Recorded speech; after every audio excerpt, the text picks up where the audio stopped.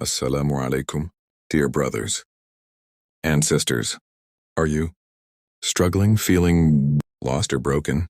Remember, Allah never burdens a soul more than it can bear.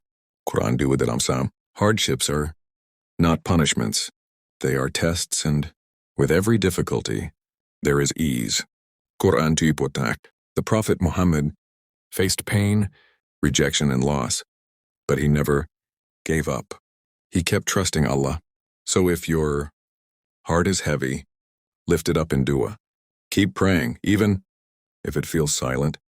Keep believing, even when things are dark, because Allah is always near. He sees your tears, your patience, and your silent struggles. Don't give up.